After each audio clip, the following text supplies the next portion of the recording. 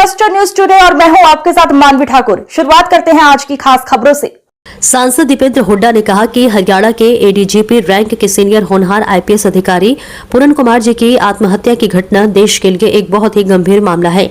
Suicide note के आधार पर उनकी पत्नी, जो स्वयं एक आईएएस अधिकारी हैं, उन्होंने वरिष्ठतम पुलिस अधिकारियों को आरोपी बताया है। पूरे सिस्टम पर सवालिया निशान है। सिस्टम पर विश्वास स्थापित करने के लिए न केवल न्याय होना चाहिए, बल्कि न्याय होते हुए भी देश को दिखना चाहिए। न्याय तभी होगा जब निष्पक्ष जांच हो और कोई जांच को प्रभावित न कर पाए। जांच में जो भी दोषी हो उन्हें कड़ी से कड़ी सजा मिले, ये सुनिश्चित करना सरकार का संवैधानिक दायित्व है। सर, उनकी पत्नी का सीधा सीधा आरोप है कि पति चूंकि दलित थे, दलित होने की कीमत उन्हें चुकानी पड़ी।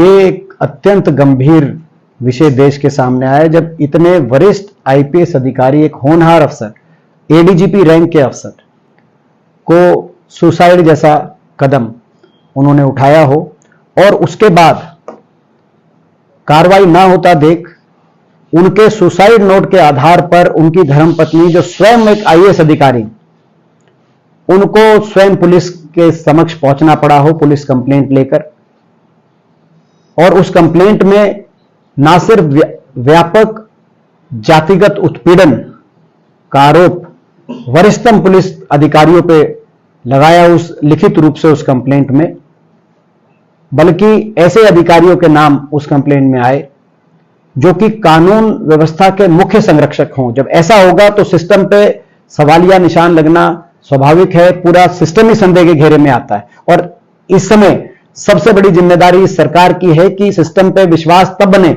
जब न्याय मिले, और न्याय तब मिले जब निष्पक्ष जांच हो, स्वतंत्र जांच हो, और निष्पक्ष और स्वतंत्र जांच के साथ साथ न्याय दिलाने के साथ साथ न्याय होता हुआ भी दिखना चाहिए कि न्याय हो रहा है इस जांच के माध्यम से।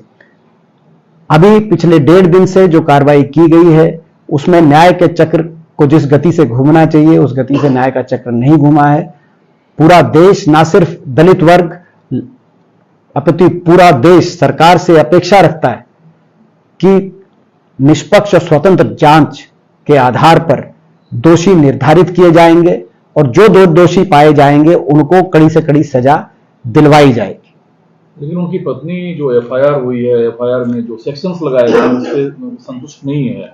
देखिए, जो अभी एसआईटी की बात आई है उसको लेकर मेरी यही टिप्पणी है कि जो एसआईटी गठित हुई है उसमें बहुत से अधिकारी जो आरोपी हैं, कोई आईपीएस और कैडर की रैंक में उनसे कोई जूनियर होगा, कोई उनका बैचमेट होगा अलग अलग आरोपियों से। ऐसे में यह सुनिश्चित किया जाना कि ना सिर्फ न्याय मिले मगर न्याय होता हुआ भी दिखे, इसके लिए इस एसआईटी को की निगरानी न्यायपालिका द्वारा की जानी चाहिए। और मेरी ये मांग है कि उच्चतम न्यायालय, सुप्रीम कोर्ट की निगरानी में ये जांच हो ताकि एक निष्पक्ष जांच निर्धारित हो और निष्पक्ष जांच के आधार पर जो दूध का दूध, पानी का पानी हो वो हो।